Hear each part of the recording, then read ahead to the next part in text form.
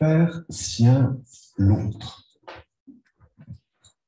Chers membres du Rotary, Jacques, il y a 12 années, j'étais à ton invite, devant votre assemblée à Vannes, évoquant l'aventure de la première greffe de visage que j'avais eu la chance d'entreprendre en 2005.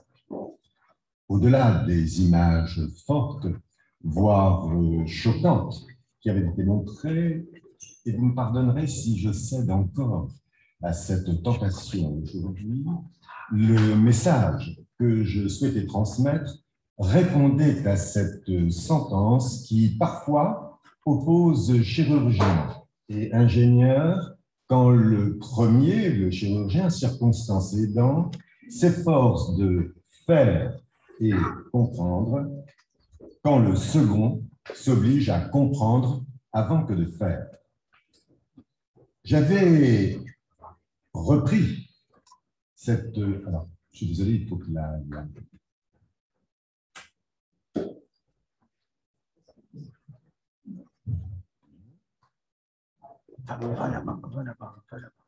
Suivante, s'il vous plaît. Donc, je vous demanderai de les passer là-dedans. Ça vous en met pas?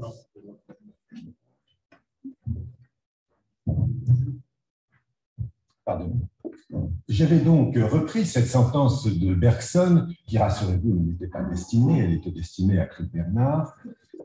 Dans son ouvrage « La pensée et le mouvement », nous nous trouvons devant un homme de génie qui a commencé par faire de grandes découvertes et qui s'est demandé ensuite comment il fallait s'y prendre pour les faire. Marche paradoxale en apparence et pourtant seule naturelle, la manière inverse de procéder ayant été tentée beaucoup plus souvent et n'ayant jamais réussi.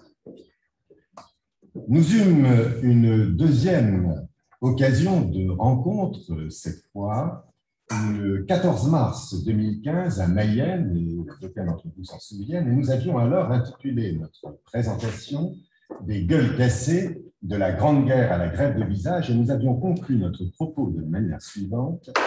Cette invitation à se nourrir du passé pour mieux imaginer l'avenir, cette diachronie en prenant conscience que la conception mécaniste du corps humain a laissé sa place à sa seule dimension biologique, ne cesse de poser en filigrane la question de notre identité, de la monstruosité, de la beauté et de leurs rapports respectifs, notre humanimalité, peut-être aussi celle de notre immortalité.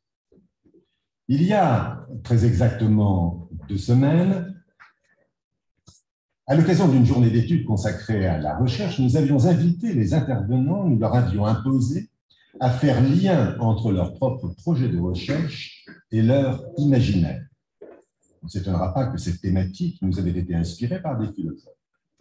Nous aurions certes pu garder ce même thème de réflexion aujourd'hui en retenant non pas la définition du dictionnaire « l'imaginaire s'oppose au réel », mais celle-ci beaucoup plus ouverte. L'imaginaire est un enchantement du monde, cette capacité humaine de donner naissance, il y a seulement de l'imaginaire dans l'éblouissement. En vous offrant donc cet apophthegme « Faire sien l'autre » en titre de conférence, je n'ai de désir que de faire témoignage d'expériences vécues quand le servir du chirurgien rejoint la raison d'être des membres du Rotary. 3 expériences vécues, tu viens de le dire, assimilables par chacun, illustreront notre propos, expériences portées par 3 mots, le don, l'humanitaire, la tolérance. Qu'est-ce que le don? Dans son ouvrage daté de 1923, Essai sur le don, Marcel Mauss n'en pose pas de définition. Plus que le don, c'est l'obligation de rendre qui constituait le fil rouge de ses recherches. Si, dans le sens commun, le don est libre et sans contrepartie, la réalité est plus complexe, ce qui crée hiérarchie entre donateur et donataire. Ce qui oblige à donner, c'est que donner oblige. Voilà ce qui relève d'une lecture anthropologique. Lecture historique fut faite du don dans le monde d'Ulysse, le monde grec et romain, des comportements nobiliaires au Moyen-Âge, des dons pieux au monastère. Donner une terre, c'est devenir le voisin de Saint-Pierre. Pour l'histoire contemporaine, l'histoire du don est dominée par les thèmes de la philanthropie et de la charité. Jacques Derrida, dans son ouvrage « Donner le temps », livre un commentaire philosophique des thèses de Mauss, et Pierre Bourdieu parle de la double vérité du don dans ses méditations pascaliennes. La religion n'est pas en reste quand nous sommes invités en octobre 2010 à participer au cycle de conférences Droit, Liberté, Foi par l'archevêché de Paris et le barreau de la même ville sur le thème « Le corps et son image » et que vient de se tenir ce colloque consacré à Claude Bruer où Jean-Luc Marion, philosophe que vous connaissez peut-être, interrogeait « Que donne le don ?» Le don peut ainsi se décliner à la lumière de nombreuses cultures et disciplines, n'étant ni historiographe, ni anthropologue, ni philosophe. Je n'évoquerai ici que le caractère singulier, peut-être archétypique, du don d'organes. Nombre d'entre vous ont connaissance de cet ouvrage de Mélisse de Kerangal, « Réparer les vivants », dont ont été tirés films et pièces de théâtre. Dans un espace-temps qui rejoint les règles du théâtre classique, elle donne l'exacte mesure de ce que sont, vécus par des parents du donneur, les étapes qui conduisent au don d'organes, le diagnostic de mort cérébrale de leur fils, les possibilités que son cœur puisse être transplanté, l'échange avec l'équipe de coordination. En termes de loi française, nous sommes tous, si les conditions médicales sont requises, donneurs potentiels dès lors que, de notre vivant, nous n'avons pas officiellement manifesté notre refus. Le seul recueil officiel est effectivement un recueil de non-acceptation de dons d'organes. En réalité, quand nous sommes donneurs potentiels, donc dans un état de mort cérébrale, les équipes de coordination chargées d'organiser le prélèvement d'organes prennent contact avec la famille pour s'assurer que, de son vivant, ce donneur n'a pas manifesté une opposition. S'il s'agit d'un organe caché, le cœur, le foie, les reins, les taux de refus sont aujourd'hui de l'ordre de 50%. Il en va autrement pour ce qui relève des prélèvements de mains ou de visage et stratégiquement, la demande d'un don d'organes composites, main, visage, n'intervient de la part de cette équipe de coordination que si la famille a accepté préalablement que les organes cachés soient prélevés. Et le prélèvement de main et de visage ne doit pas empêcher le prélèvement du cœur, du foie et des reins quand la chose est requise. Pour ce qui relève de la transplantation faciale, donc, je reviens là sur les propos qui vous ont été exposés il y a de nombreuses années. Nous avons donc été confrontés à différents comités. Le comité consultatif national d'éthique, dont je reviendrai sur l'article 82, le comité consultatif de protection des personnes en recherche biomédicale, devenu le comité de protection des personnes, l'ARSAPS, devenu l'ANAES, et vous me pardonnerez tous ces acronymes, et enfin l'Agence de la biomédecine chargée d'organiser la réalisation des greffes. C'est en 2002 qu'a été posée la question à ce comité consultatif national d'éthique sur la possibilité d'une allotransplantation composite partielle de la face, avec cet avis daté, lui, de février 2004, précisant que cette greffe ne pouvait s'envisager que pour des reconstructions du triangle bouche-nez dans des conditions expérimentales particulières. L'avis du comité consultatif de protection des personnes à l'époque, proposé qu'un consentement éclairé, mais éclairé sur ce qui n'avait jamais été fait, soit signé par la patiente, en l'occurrence, notamment le jour même de la réalisation de la transplantation. Par ailleurs, devoir est fait de redonner le corps à la famille une fois les prélèvements réalisés, et il fut précisé que le prélèvement ou des mains ou du visage ne devait pas empêcher le prélèvement du cœur et des autres organes, je vous l'ai dit, et qu'il était donc nécessaire de reconstituer le donneur pour que le corps puisse être représenté à la famille. Le don d'organes est, en France, assorti du devoir d'anonymat. Autrement dit, de non-contact possible entre le donneur et le receveur qui, sans conteste, pose la question fondamentale de la dette du receveur à l'égard du donneur. Pour ce qui relève de la greffe de visage, on a très vite évoqué la possibilité que la famille du donneur puisse retrouver chez le receveur les traits de la personne disparue.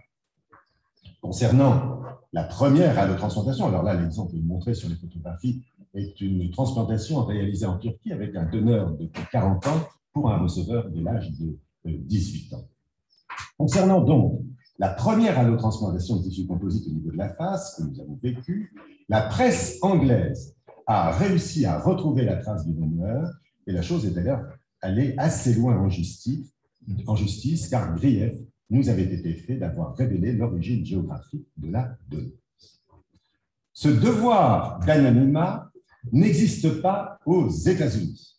Et on a été surpris de voir que sur les plateaux des chaînes de télévision, telle famille de donneurs ait pu embrasser le visage du receveur dans un geste symbolique dont je vous laisse l'interprétation. Si en Chine, et la chose était unanimement condamnée, les organes des sujets exécutés sont systématiquement prélevés, manière de dire que l'on paye ainsi une certaine forme de dette, la chose est totalement différente au Japon. Et nous avons souvenir d'une conférence donnée dans ce pays, largement boudée par les participants, où nous parlions de la greffe de visage. Et dans la culture nippone, le corps mort doit être totalement intègre s'il veut rejoindre la communauté des ancêtres. Choc des cultures d'autant plus aigu quand on sait que les patients japonais qui ont besoin de greffe d'organes se font transplanter en Chine, ironie de l'histoire. Enfin, nous n'évoquons pas ici ce qui relève du trafic des organes, insistons davantage sur la beauté du don. C'était l'image que je vous avais montrée en conclusion de la première conférence faite à Vannes. Don d'organes. Privilège que d'avoir rencontré à plusieurs reprises Ronny Broman, artisan fondateur de Médecins sans frontières, et d'avoir partagé avec lui sur le sens à donner aux missions humanitaires, sur leurs risques de dévoiement, sur le cadre particulier qu'elles offrent à celui qui l'entreprend de faire un don gratuit, ce qui n'est pas un pléonasme. La lecture de l'un de ses ouvrages, ici le Que sais-je de 2009, est éclairante. Quelques têtes de chapitres montrent bien la portée du débat. Civiliser la guerre, dans le cadre de l'humanitaire, en pays en guerre. Soigner pour coloniser, dans le cadre de ce qui a peut-être pu être fait il y a un certain nombre d'années. L'aide comme levier politique, l'exploitation par les politiques de l'aide humanitaire apportée. Les humanitaires, entrepreneurs de paix, avec un point d'interrogation. Privilège nous eûmes aussi d'avoir entrepris 2 missions humanitaires au Vietnam, dans le delta du Mekong, vous n'en verrez pas d'image propre, dans des conditions techniques favorables, tant en matériel qu'en personne. Nous étions en effet 4 chirurgiens seniors, professeurs d'université, accompagnant une association de parents adoptif d'enfants abandonnés, entre guillemets. Notre mission était consacrée à l'époque à la prise en charge de jeunes enfants porteurs de malformations faciales, essentiellement ce qu'on appelle les becs de lièvre, les fentes labio-alvéolo-palatiques. Indépendamment des haut-parleurs qui, dès 6 heures le matin, nous transmettaient les messages politiques que nous ne comprenions pas, mais qui nous réveillaient malgré tout, quelques faits marquants et interrogeants nous ont interpellés. De Saïgon à Kanto, lorsque la voiture s'arrêtait en attendant le bac pour traverser le bras de la rivière, le nombre d'enfants, et notamment d'enfants handicapés qui faisaient l'aumône en arborant fièrement le handicap physique dont ils étaient l'objet. Sur place, la liste des enfants qui nous avait été adressée avant notre voyage fut différente de la liste de ceux que nous avons dû opérer, laissant entendre qu'il pouvait y avoir peut-être corruption en amont de notre intervention. Par ailleurs, impossibilité de revoir au cours du deuxième voyage, l'année d'après, les enfants qui avaient été opérés l'année précédente. Au cours de cette mission, nous étions aidés de jeunes chirurgiens. Nous avons rapidement appris que leur sélection était basée non sur leurs compétences professionnelles, il y avait là notamment un vétérinaire, un chirurgien dentiste, mais davantage parce qu'ils étaient investis dans le parti qui dirigeait le pays à l'époque. Enfin, nous avons vu nombre d'enfants qui avaient été opérés par d'autres missions américaines ou australiennes qui n'avaient pris en compte que la fermeture de la fente labiale et non la fermeture de la fente palatine. Faut-il alors considérer que la forme était plus importante que la fonction, qu'il fallait se contenter de supprimer la trace visible de la malformation sans pour autant restaurer le langage? Pour différentes raisons liées essentiellement à l'organisation humanitaire non gouvernementale organisatrice, donc la mission s'est éteinte et n'a pu être reconduite. Alors, or, le plaisir d'une expérience vécue et peut-être d'avoir rendu service à quelques-uns, le sentiment prévaut a posteriori que notre culture, notre éthique médicale était difficilement exportable. Et il fut impossible de concrétiser, d'accueillir dans nos hôpitaux tel chirurgien vietnamien, alors même que nous prenions en charge son accueil, et nous avons eu d'ailleurs la même expérience avec nos collègues chinois.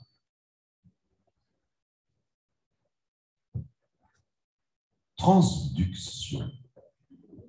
Sous ce titre énigmatique, emprunté au philosophe Simondon, voici 2 observations cliniques, les images sont un petit peu choquantes, qui se veulent objet de réflexion par l'en-deçà et l'au-delà de ce qu'elles constituent.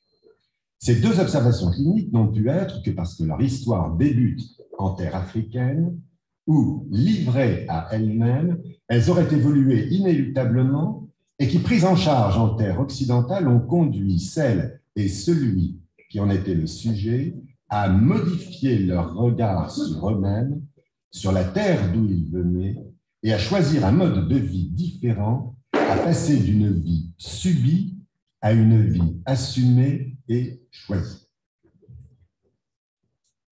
Première observation, celle de ce garçon qui s'appelle Sékou, qui se prénomme Sékou. Bouteille jetée à la mer des réseaux, le mail de Sékou en date du 16 juillet 2008 est un appel au secours tous azimuts vers des chirurgiens maxillofaciaux français suscités par la rencontre de l'intéressé d'un médecin cubain de passage à Bamako.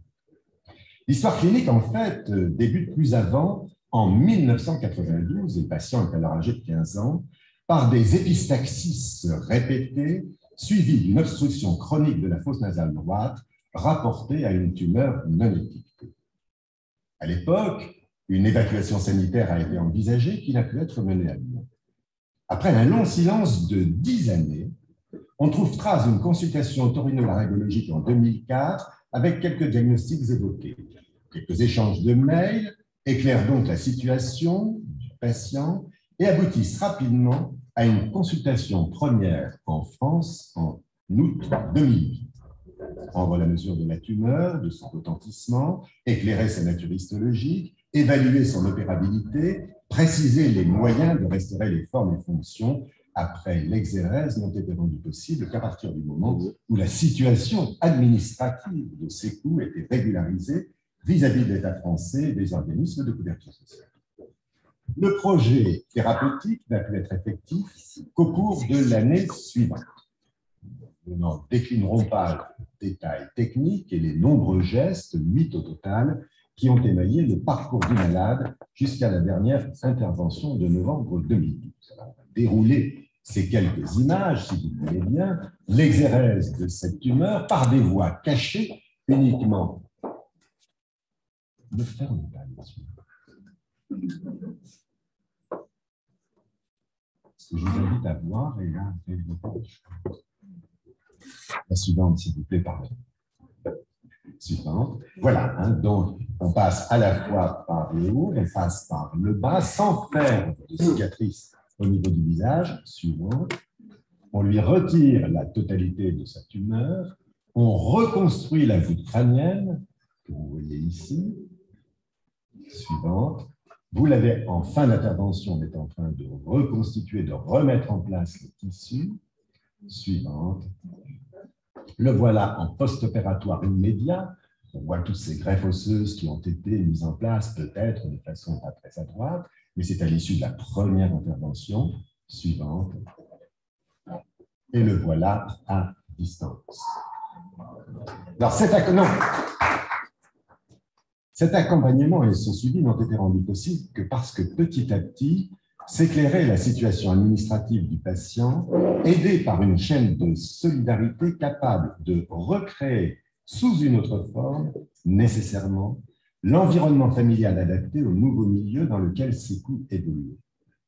Point d'orgue de ce parcours est contemporain du dernier geste chirurgical, la découverte d'un emploi en restauration, loin certes des compétences premières de l'intéressé, loin également de la formation qu'il avait au cours de ces 2 dernières années reçues.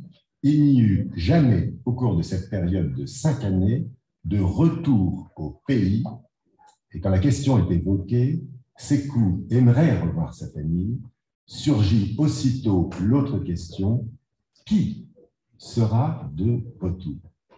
Sékou ou un autre homme?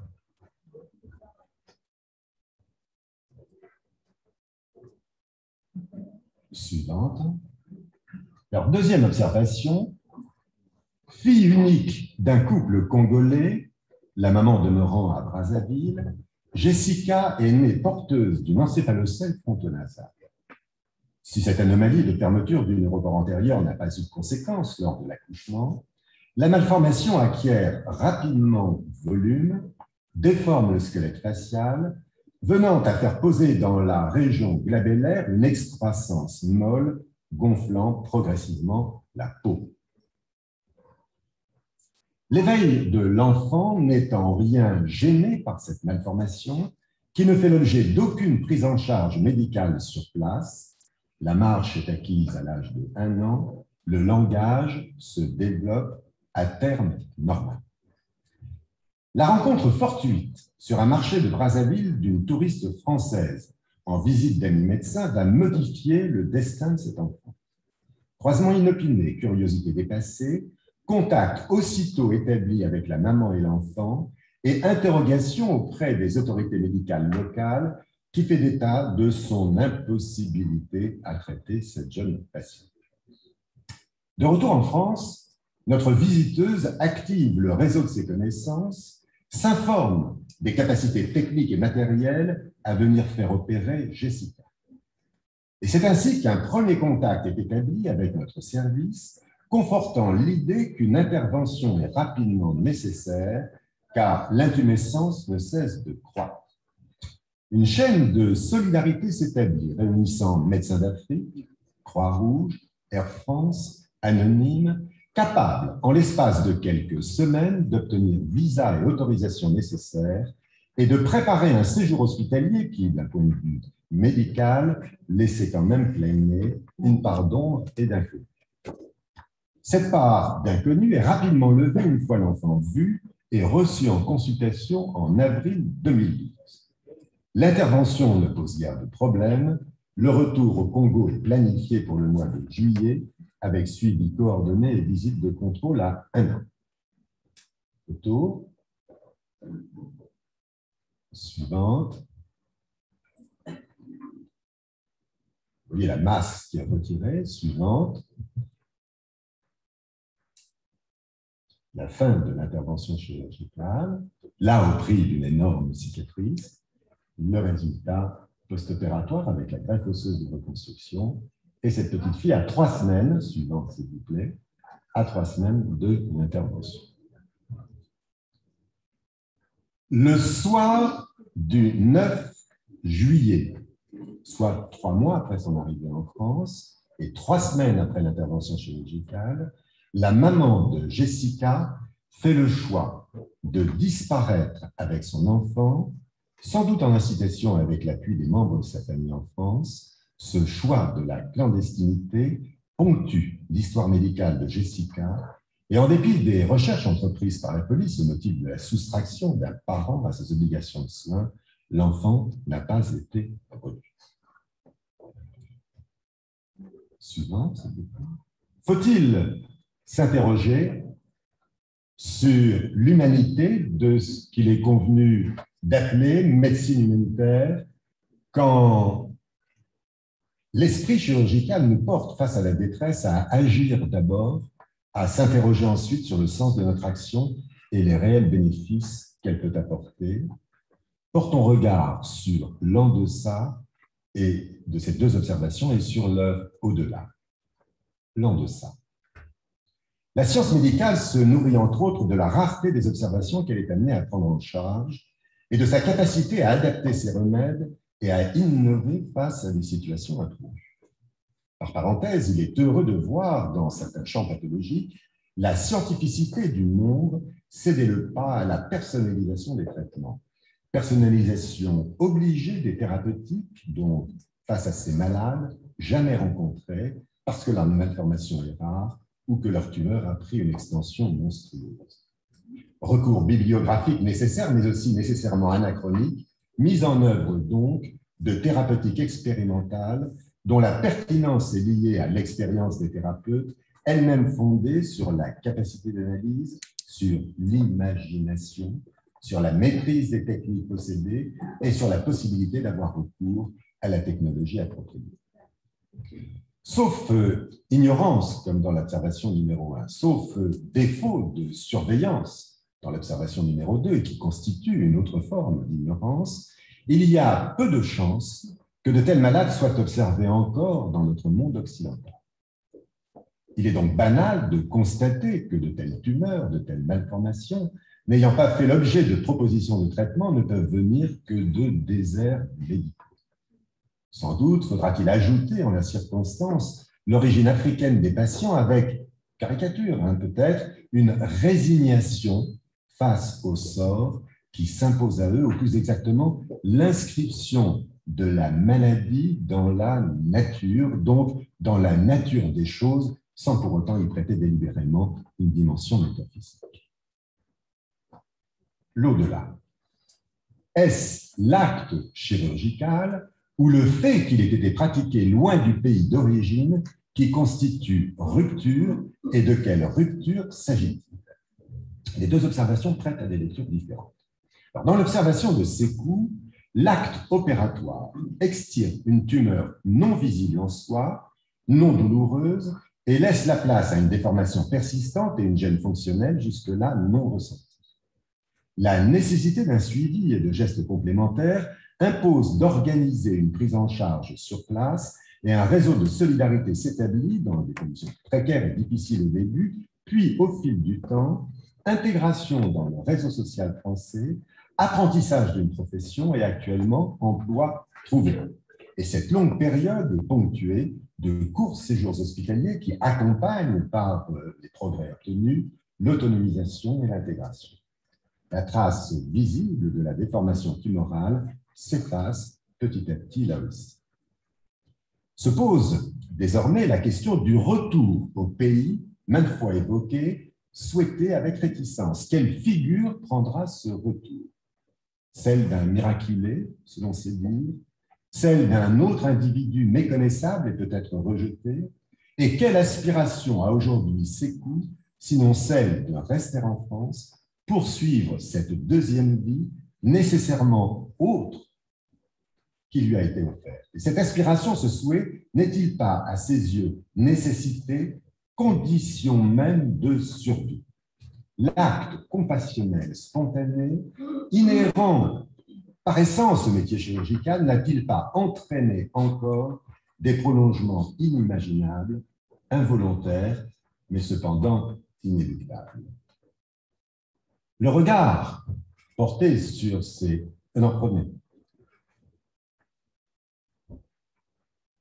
Le regard porté sur ces deux observations, dignes d'être rapportées en tant que fait clinique, en tant qu'observation, donc, ne renvoie-t-il pas aussitôt sur la notion de biopouvoir, mot créé par le philosophe Michel Foucault, non pas tant en ce sens de l'extension du pouvoir médical dans la société, pouvoir récupéré par le politique, le juridique, le technologique, que dans le sens où, malgré lui, participant de ce pouvoir, le chirurgien applique ses méthodes thérapeutiques au-delà de l'individu, appliquant avec rigueur ces méthodes aux faits pathologiques, sans conscience que, ce faisant cependant, la rupture qu'il impose, fût-ce la guérison, crée inéluctablement une autre rupture, celle de l'impossibilité pour le sujet guéri de revenir sur la terre de sa maladie. De manière non abusive, on dira que les conditions ici réunies sont identiques à celles d'une transplantation d'organes, ou plus exactement d'une transduction, que le corps du sujet existant de sa malformation ou de sa tumeur est devenu, par l'intervention, comme corps étranger de cette malformation et de cette tumeur, nécessairement étranger du pays d'où il venait et que survie ne pouvait se constituer que là où lui avait été révélée sa nouvelle identité.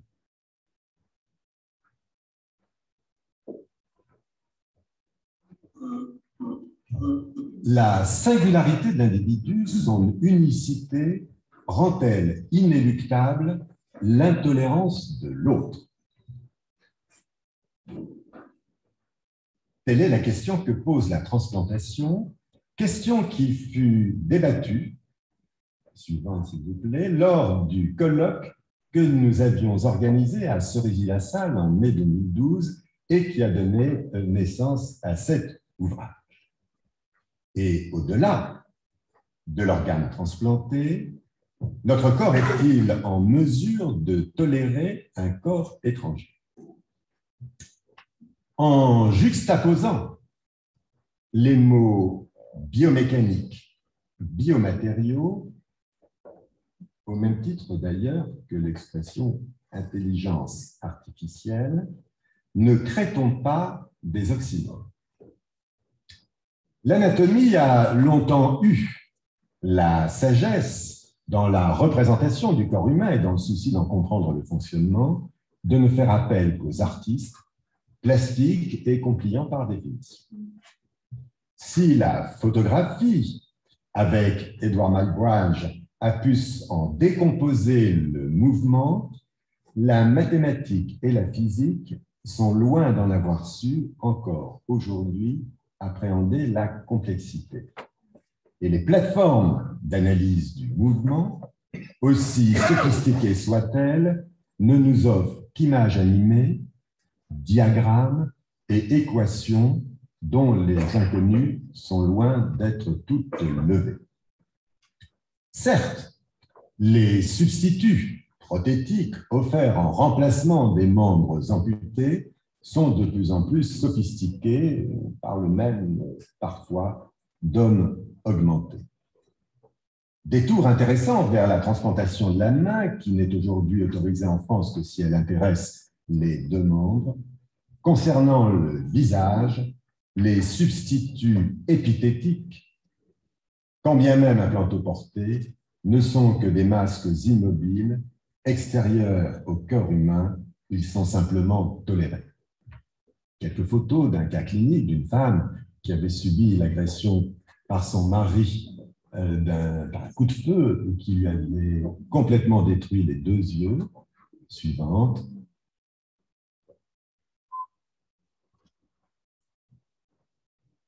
Voilà à la fin de la première opération. Suivante. Suivante.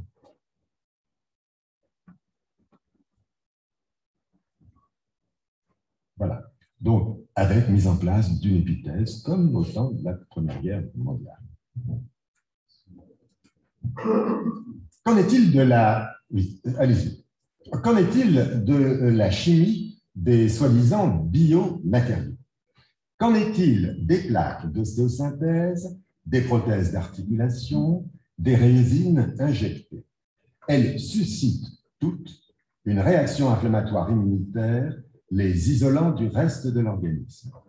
Compromis d'intégration, à peine une tolérance, d'où le développement de nouveaux matériaux résorbables ou substitués sur toutes les recherches menées dans ce qu'il est convenu d'appeler aujourd'hui la médecine régénératrice, l'ingénierie tissulaire. Quelle que soit sa qualité, et dans notre domaine,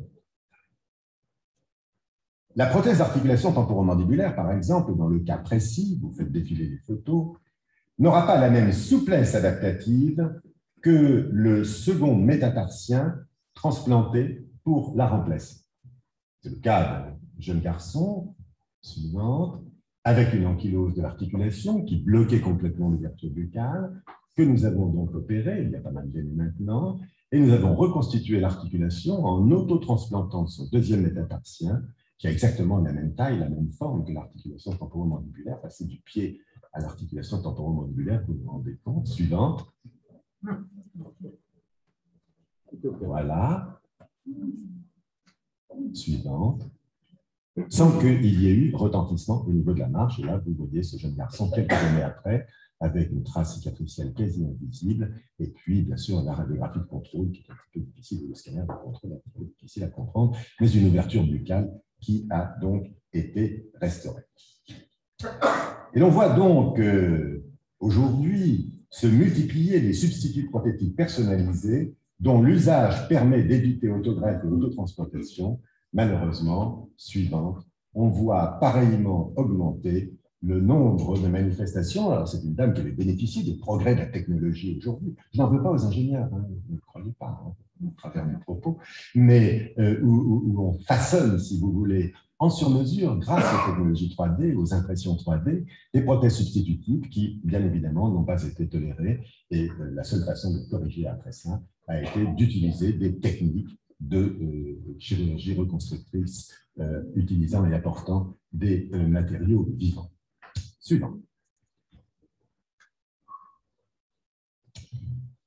Alors, suivant, privilège donc aussi, beaucoup de privilèges, hein, que d'avoir pu partager avec Christian Cabrol à l'Académie de chirurgie il y a quelques années, il est décédé aujourd'hui, et quand il s'exprime, Christian Cabrol, à propos de la première transplantation cardiaque qu'il réalisa, c'était le premier à le faire en Europe, n'est-ce pas?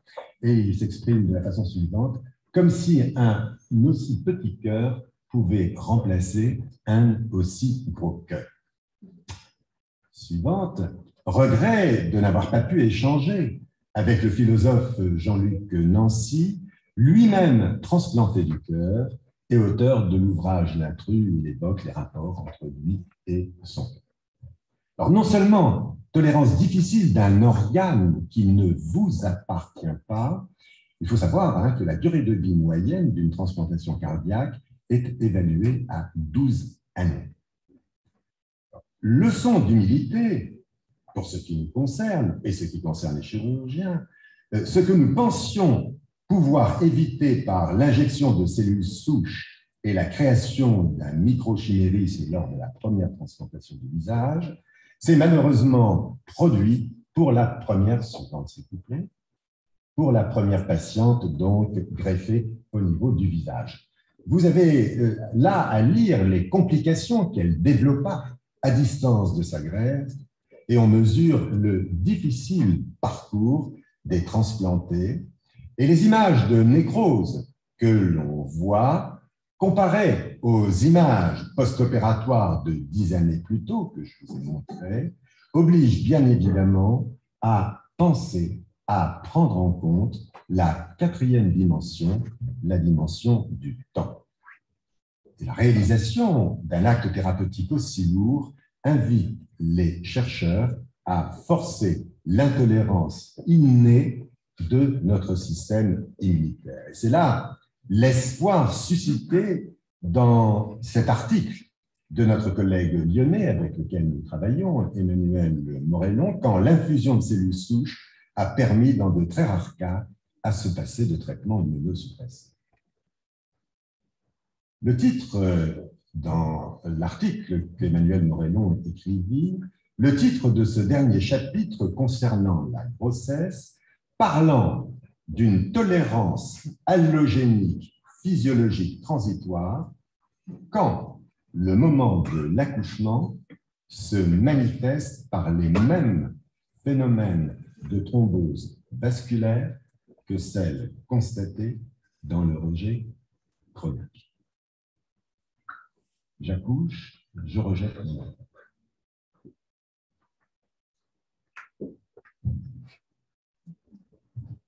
En intitulant sa leçon académique « La petite poussette », Michel Serres laisse penser qu'il fait référence au conte de Charles Perrault et que la leçon à tirer est que le meilleur enseignement consiste à semer autant de cailloux blancs, cailloux qu'il vous suffit de ramasser pour trouver le chemin de la connaissance. Leçon d'hier, en fait, jeu de mots qui fait référence à ce geste compulsif des doigts tapotant sur les tablettes, permettant à toute une génération d'aujourd'hui d'avoir ainsi accès au savoir. Au savoir, à la connaissance, au savoir-faire. La couverture du livre que le philosophe en a fait offre à voir, donc pixelisé, une reproduction de la peinture de Michel-Ange au plafond de la chapelle Sixtine, la création d'Adam, quand la main de Dieu, ou plutôt son index, rejoint la main du premier homme, ou plutôt son disjoint du bout du doigt. Simplicité sublime du geste qui évoque l'origine et la cause de l'existence. Ici, doit pointer, commander du regard, la main abandonnée, reconnaissante. Création, mais aussi libération et donc responsabilité. Faire sien l'autre. C'est cet espace de liberté offert, cet espace de responsabilité, celui qui sépare ses deux doigts, ce fragment de ciel entreaperçu, un univers à bâtir, une universalité. Je vous remercie. Question. Avenir, espoir, sur quoi travaillez-vous avec les équipes?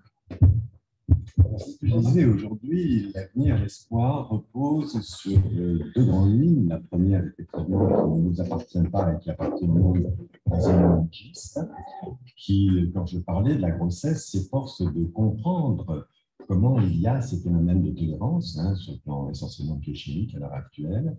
Donc, essayer de faire en sorte… Il est intéressant de constater que dans l'histoire des transplantations, à chaque fois qu'il y a eu un nouvel organe transplanté, il y a eu des progrès dans les traitements immunosuppresseurs. Donc, on peut penser, voilà. Et pour la première greffe de visage, l'espoir qui avait été fondé, c'était celui de faire une infusion de cellules souches dont on s'était aperçu qu'elle était susceptible de passer. Il y avait une interrogation, on disait, la main, il y a de l'os à l'intérieur.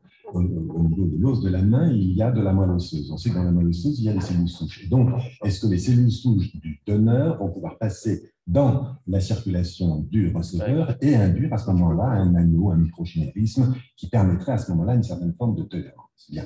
Alors ça, cette chose-là n'a pas été, comment dirais-je, vérifiée, puisque un certain nombre de personnes ont eu ou des doigts coupés ou des mains coupées après des transplantations de mains. Et nous avons été confrontés à 2 reprises à ce cas de rejet chronique, donc de thrombose progressive. Et il y a même eu de l'équipe de mon collègue Mentor, un patient qui a eu un rejet complet et qui a été retransplanté. C'est la seule personne qui a été retransplantée. Alors, ce qu'il faut savoir, c'est en termes de transplantation d'organes tout confondus, eh bien, il faut toujours penser la retransplantation. Donc, dans l'indication que l'on pose, penser que si, voilà, c'est toujours cette question qualité de vie, quantité de vie. Alors, l'espoir, c'est comme chez certains animaux, quoi, la repousse spontanée de l'organe qui a été amputé. Alors, imaginez un petit peu comment imaginer la chose. Et donc, c'est ce que l'on appelle aujourd'hui l'ingénierie tissulaire. Autrement dit, comment être capable. Alors, cette idée-là, elle existe depuis très, très, très longtemps. Enfin, au début du XXe siècle, il y avait déjà eu cette volonté de sortir un organe d'un animal et d'essayer de voir comment il vivait, comment il survivait. Puis après ça, il y a eu des prélèvements de cellules et la possibilité, effectivement, de faire pousser des cellules et de reproduire au laboratoire ce que la nature, en embryologie, fait chez l'homme. Autrement dit, vous avez une cellule indifférenciée que vous allez se faire multiplier, que vous allez mettre ce qu'on appelle sur une matrice, n'est-ce pas, un Starfold, et puis vous allez la multiplier, puis elle va se différencier. Alors le problème, c'est qu'on va pouvoir créer des tissus. Et à l'heure actuelle, on sait créer des tissus, on sait différencier en cellules cartilagineuses, on sait différencier en cellules osseuses. Sauf qu'un os, ce n'est pas seulement des cellules osseuses. Un os, c'est des cellules osseuses, mais un environnement avec du périos qui est un petit peu différent, et même l'os est constitué d'un os cortical et d'un os médulaire, et puis il y a des vaisseaux, et puis il y a des nerfs. Alors tout ça, comment faire cette combinaison qui nous permettent effectivement de reproduire un organe, hein, entre guillemets, c'est toute la question. Alors, on parle, il y a deux grandes voies à l'heure actuelle. Une voie, j'ai été partie prenante d'une thèse qui s'était tenue à Louvain, d'ailleurs, voilà, où on décellularise un organe et on essaye de le recellulariser pour redonner une forme. Ça, il y a des travaux qui sont faits ici ou là, notamment sur le pavillon de l'oreille ou sur le rein aussi, hein, qui sont faits aux États-Unis sur le rein. Donc ça, c'est une voie, mais qui n'est pas, qui pour l'instant n'est pas très, très productrice. Et puis après ça, c'est effectivement essayer de reconstruire. Et à l'heure actuelle, on a beaucoup parlé de l'impression 3D. Eh bien, on imprime en 3 dimensions des cellules cultivées pour essayer de leur redonner une forme. Après ça, il faut la réintégrer chez l'individu. Alors, il y a quand même quelques petites voies d'espoir, notamment avec les cellules du cordon ombilical qui permettent à ce moment-là, alors si je parle de ça, c'est qu'actuellement, il y a un travail que l'on mène. C'est le cas des fentes labio-alvéolo-palatiques. Dans une fente alvéolaire, on greffe l'enfant vers l'âge de 6-7 ans au niveau du maxillaire quand il a une fente alvéolaire. Alors actuellement, on lui prend de l'os chez lui. Bien. Et puis, mais pour éviter de faire cette prise de greffe, on pourrait parfaitement garder des cellules du cordon ombilical au moment de la naissance, les mettre en banque et le moment venu, les faire pousser, les faire se différencier, les utiliser à ce moment-là comme greffe osseuse afin d'éviter. Et je pense que les lignes directrices de ce qu'on appelle une médecine régénératrice, c'est là, enfin, partout dans le monde, vous avez les labos de recherche qui travaillent là-dessus. Nous, on travaille à Caen, avec l'équipe de Caen, c'est le cartilage. Nous, on travaille sur l'os. On travaille également sur le nerf. Voilà. Bon, donc, vous voyez, il y a différentes lignes directrices. Enfin, c'est une recherche internationale qui est menée dans ce sens-là. Et on peut penser que, voilà, dans 10 ans, dans 15 ans, dans 20 ans, on pourra peut-être reconstituer des organes non fonctionnels à partir des cellules du. Si je vous disais que, par exemple, enfin, il y a aussi une autre question derrière ça qui me passionne. Un sujet décédé, vous lui faites un prélèvement au niveau de la crête iliaque, 3 jours après son décès, il a encore des cellules souches capables de se reproduire. Donc, ce qui vient poser ici la question fondamentale de voilà, quand est-on mort? Enfin, bon, alors là, on glisse, si vous voulez, vers la philosophie, comme on a pas mal glissé vers la philosophie ici. Il y a un monsieur qui est derrière. Ah, non, vous voulez. Non, allez-y. Alors, en fait, vos travaux ont poursuivi en fait, ce que vos prédécesseurs avaient initié des siècles auparavant. J'ai l'impression que cette spécialité se renforce, elle se consolide et se développe. Derrière vous, il y a donc des nouvelles générations que vous entraînez. Et est-ce que cette spécialité va en se développant ou bien elle reste encore au stade confidentiel? Je crois que ça s'inscrit. Je pense qu'il faut sortir, si vous voulez, de ces considérations purement disciplinaires. Je crois qu'il y a une prise de conscience double aujourd'hui qui m'apparaît moi, tout à fait importante et heureuse. Longtemps, on a orienté nos recherches et les progrès médicaux à partir de personnes, puis à partir de disciplines.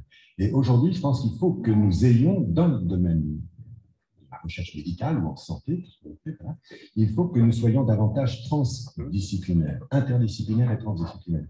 Quand je caricaturais un petit peu l'ingénieur et le médecin, si vous voulez, faire et comprendre et faire, en fait, nous travaillons, nous, avec des écoles d'ingénieurs. Je travaille avec le CEA, par exemple, avec le commissariat de l'énergie atomique. Alors, ce n'est pas dans le domaine de l'atomique, mais il y a un département du CEA sur la robotique avec lequel nous travaillons. Et je crois que c'est très, très important aujourd'hui.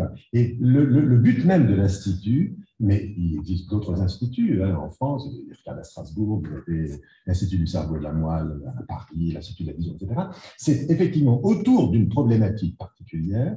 Nous, c'est la chirurgie reconstructrice appliquée à la défiguration, sachant qu'elle est exportable vers d'autres domaines, n'est-ce pas? Eh bien, c'est regroupant des chercheurs venus de cultures différentes autour d'une thématique que l'on progresse. Il y a un devoir de transdisciplinarité, alors voilà, et éventuellement en faisant venir des chercheurs et les liens qu'on peut avoir avec l'étranger. On travaille avec actuellement la Suisse, l'Allemagne, la Belgique, un petit peu les États-Unis aussi. Voilà. Ça, c'est fondamental, on progressera. C'est une prise de conscience qui, je crois, est assez heureuse. Derrière, c'est un problème de moyens, mais ça, c'est une autre question. Juste une petite question sur la durée de vie des transplantations. Évidemment, si on est greffé du cœur à 70 ans et on a 12 ans, bon, soit c'est moins grave que si on a 30 ans. Que se passe-t-il pour les jeunes transplantés?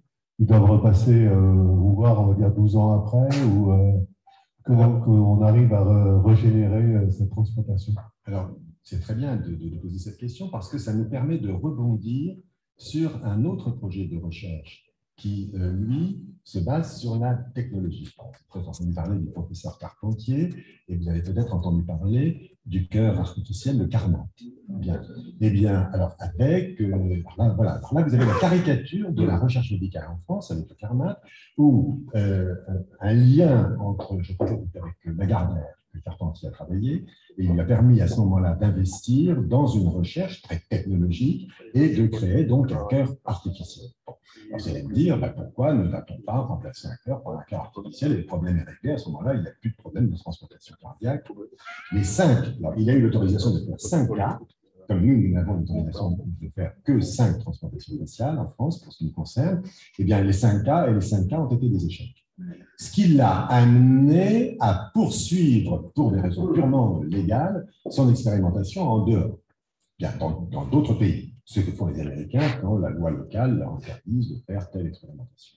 Et donc, on s'est aperçu, et c'est là où c'est effectivement intéressant, donc il a suscité une recherche technologique pour éviter d'avoir affaire à la transplantation et donc au rejet d'organes dans les transplantations. Et aujourd'hui, il est acquis que le Carmat, eh bien, c'est un bon moyen de différer le moment de la transplantation sans pour autant se substituer totalement à la transplantation. Et donc aujourd'hui, il n'y a pas de transplantation d'organes qui ne doit laisser à l'esprit de ceux qui ont pris en charge le patient une possible retransplantation. Et il y a des gens transplantés des reins qui ont été transplantés 2 fois, 3 fois. Je crois même qu'il y a une personne qui a été transplantée 4 fois. Alors pour le rein, c'est un petit peu différent, hein, puisque mais par exemple, la dialyse péritonéale, hein, pour le rein, le CARMAT serait quelque part, si vous voulez, un équivalent, entre guillemets, de ce qu'est la dialyse pour les insuffisants. Merci Bernard. On vous écouterait pendant des heures, mais on a un timing à respecter. La promotion de l'éthique professionnelle, nous avons choisi celui-ci d'abord parce que vous allez comprendre pourquoi tout à l'heure nous sommes fiers au niveau du district grâce à l'éthique professionnelle. Deuxièmement, parce que ça traite de l'éthique qui vraiment est en rapport avec notre critère des 4 questions. Et troisièmement, parce que éthique professionnelle, vous allez voir, va traiter aussi du don et du contre-don. Donc, ce concours, je ne sais pas si vous le connaissez, mais si vous avez lu le site de Rotary, vous le connaissez forcément. Il s'adresse via les grandes écoles aux étudiants d'enseignement supérieur de niveau Bac+3 à doctorant. Le sujet de ce concours est complètement libre, à condition, bien sûr, qu'il se rapporte à l'éthique professionnelle. Et l'épreuve est à présenter sous forme d'un essai individuel ou collectif. Dernièrement, ce concours était sous la houlette de Myriam Le Drezel. Je ne sais pas si elle nous écoute, mais elle a donné beaucoup de son temps et elle continuera d'en donner pour la jeunesse, donc je la remercie. Et donc, comme je vous l'ai dit tout à l'heure, et c'est pour ça que vraiment je pense à lui, à Michel, il est maintenant sous la houlette de Michel Coussy. Tous les ans, notre district reçoit des essais et présente des lauréats au niveau national. Aujourd'hui, ça peut être la slide suivante. Aujourd'hui, cette année, nous avons reçu 7 dossiers. Et là, j'en profite pour vous dire que malgré la crise, les programmes jeunesse ont continué parce que celui-ci a bien marché, mais il y en a d'autres qui ont très bien fonctionné aussi. Donc, 7 dossiers ont été lus par un jury du district Bretagne-Mayenne. Ils ont été notés de 11 à 15,5. Et le premier lauréat, les lauréats, puisque c'était un duo, Tristan Duverne et Emma Taillefer, ont présenté leur dossier au niveau national et ont reçu le 2e prix.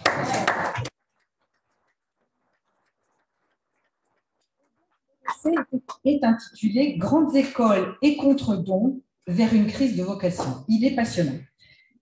Le mieux, c'est que les personnes concernées en parlent et je sais qu'Emma, qui est actuellement à Montpellier, est en visio et je lui laisse la parole. Bonjour à tous.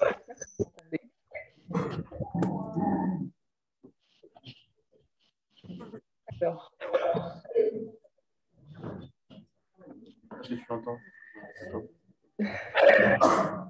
Donc, du coup, merci beaucoup pour l'invitation. Je vais présenter seule, mais il s'agit effectivement d'un travail à 4 mains et j'excuse mon binôme Tristan qui est actuellement en pleine excursion dans les montagnes polonaises, donc qui n'a pas pu se joindre à nous. Donc, je tiens tout d'abord à remercier le Rotary et la conférence des grandes écoles qui, par l'organisation de ce concours, nous donnent la possibilité à nous, futurs professionnels, de nous interroger sur notre contribution. Merci également aux organisateurs de cette conférence de district qui ont su mener à bien cette présentation hybride un peu improvisée pour ma part. Et finalement, merci à Madame Léa Gottsman de nous avoir accompagnés et apporté son expertise sur le sujet, aussi bien sur le fond que sur la forme. Donc, pour nous présenter rapidement, nous sommes tous les deux élèves à l'UNS-Rennes, donc École normale supérieure de Rennes, dans le champ des sciences sociales, sociologie pour Tristan et droit et économie pour ma part, et nous nous destinons tous deux à exercer dans le monde de l'enseignement et de la recherche. Et donc, en tant que futurs actifs qui auront de plus une mission de transmission de valeurs, participer à un concours sur l'éthique professionnelle nous apparaissait plus que pertinent, et le sujet qui conserve notre propre vocation apparaissait aussi évident. Donc, vous l'avez dit, sous l'angle de la théorie anthropologique du don contre don de Marcel Mauss, nous avons voulu analyser la relation qui nous unit, nous, élèves, fonctionnaires, stagiaires, à notre employeur un peu particulier qui est l'État. Et au-delà de notre situation personnelle, c'est plus globalement sur l'étude du lien entre organisation et intérêt général que nous avons fondé notre réflexion. Et nous avons, et c'est un point qui peut se discuter, considéré que l'État était l'institution la plus à même de rechercher exclusivement l'intérêt général. Or, nous le voyons dans l'actualité, ce dernier est touché par de nombreux dysfonctionnements qui se retrouvent fréquemment au cœur de débats, notamment les débats sur le pantouflage, les conflits d'intérêts et même la corruption des agents publics. et qui contribue à la baisse d'attractivité du secteur public et surtout qui vient nourrir la défiance envers l'administration et plus globalement les institutions. Et on peut ici penser à l'abstention record aux élections régionales qui peut être un symptôme marquant de cette défiance. Et donc ces problématiques nous ont poussé à repenser l'éthique d'un fonctionnaire et dans notre cas d'un fonctionnaire en devenir. Donc bien sûr, loin d'être moralisateur ou de chercher une voie unique de vertu, nous avons tenté de comprendre les raisons de ce désengagement de la fonction publique et rechercher des pistes de traitement pour renforcer ce lien entre fonctionnaires et fonction publique. Et plus globalement, au-delà de ces aspects, l'intérêt de notre participation au concours a été de ramener l'éthique au cœur de nos réflexions, qu'elle conserve nos choix de carrière ou d'autres champs de notre vie. Et pour cela, le concours de promotion de l'éthique professionnelle offre un vrai moment d'introspection et de questionnement et une vraie valeur ajoutée, aussi bien d'un point de vue académique que personnel. Je vous remercie. Merci, bonjour à toutes et à tous. Je vais vous parler un peu d'action professionnelle et que j'ai intitulé « Un autre chemin vers la paix dans le monde ». Un chemin qui s'ouvre vers un horizon nouveau, vers un avenir nouveau. Alors, un petit peu d'histoire. Qu'est-ce qui a été entrepris au cours de cette année? Eh bien, d'abord, on a mis en place des actions dites coup de pouce pour aider les TPE, les très petites entreprises, et puis pour aider les jeunes. Et on s'est adossé sur les jeunes via une mission locale et certaines sur les business schools. Alors, qu'est-ce que l'on faisait au travers de ces actions coup de pouce? Pour les TPE, c'était une simple écoute et une orientation après avoir établi un premier diagnostic. Je dis toujours qu'on n'était pas dans le traitement, on était dans un peu comme un généraliste, faire un premier diagnostic et puis orienter vers les spécialistes que peuvent être des experts comptables, des juristes et autres dispositions ad hoc qui existent dans le monde professionnel. Et puis, une aide qui m'a tenu particulièrement à cœur, c'est celle d'aider les jeunes à s'insérer dans le monde professionnel et que nous avons mis en place au niveau de certains clubs, 10 pour ne pas citer le nombre. Également des actions qui existaient déjà, et je tiens à les rappeler parce qu'elles ont été mises en place depuis quelques années. L'action 1 euro, un projet, un emploi, mise en place dans le secteur. Et puis l'action ADI, qui consiste à s'adosser sur un organisme qui s'appelle l'ADI et qui aide les petites entreprises à se constituer. Alors là, on a affaire à des jeunes entrepreneurs, on n'a pas affaire à des affaires du CAC 40, bien évidemment, qui n'ont pas besoin de nous, mais des petites initiatives personnelles, parce qu'on est dans l'humain, et on s'aperçoit que cette action est en train de faire florès et de porter ses fruits. Et puis une action qui était chère au cœur de notre regretté Robert Dambrun, l'école de la production, qui avait démarré sous son autorité. Toutes ces actions, elles ont permis au-delà de cette action dont on va un peu plus parler, d'animer les clubs pendant cette crise sanitaire et par des témoignages. On a fait intervenir des jeunes que nous accompagnons en parrainage, on les a fait intervenir et puis on les suit dans la durée puisqu'on a, outre cette action d'aide, une action un petit peu de tutorat pour guider leur premier pas dans la vie professionnelle. Alors, comment on s'y est pris au cours de cette année pour le faire? D'abord parce que, bon, ça c'est né dans l'esprit de notre gouverneur, Jacques, que je salue ici, qui a fait germer cette idée. Nous avons constitué une commission d'action professionnelle qui réunissait un certain nombre, je vais les citer pour pas qu'on les oublie, Jérôme Michelet de Brest, Jean-Luc Chaplet de Laval, Patrick Rollandin de Rennes, Lionel Lebrun d'Auray, Henri Julien de Vannes et Hervé Giquel, bien évidemment, de Saint-Brieuc, et également Robert Jeanbrun qui nous a quittés et à qui je rends hommage. Voilà, cette commission, elle a bien travaillé. Elle a fait phosphorer un petit peu ses ménages Elle a été force de proposition, apporteuse d'idées, et elle nous a permis de démarrer des actions qui ont commencé vers la fin de l'année 2020 et qui se sont vraiment mises en place au cours de l'année 2021. Donc, on a fait pour cela un effort de pédagogie en créant une espèce de boîte à idées.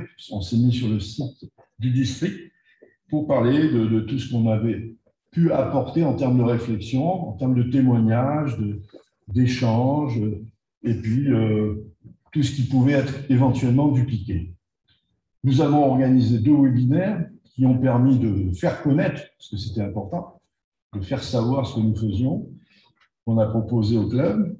Le premier a été d'ailleurs un vrai succès, hein, il a réuni près de 150 personnes de mémoire, et un deuxième pour mesurer un peu ce qui avait été fait. On a fait ça à partir de la mi-avril, le premier retour d'expérience. Nous avons aussi fait un sondage pour savoir celles et ceux qui avaient organisé, pu mettre en place cette action professionnelle au sein de leur club. Ben, ça a été une grande surprise, puisque 24 clubs ont mis ou vont mettre en place une action professionnelle, et ça fait 43% des clubs du district 1650, Bretagne-Mayenne, et donc je trouve que c'est un bon démarrage. Ben, personnellement, je trouve que c'est bien, et c'est intéressant pour l'avenir.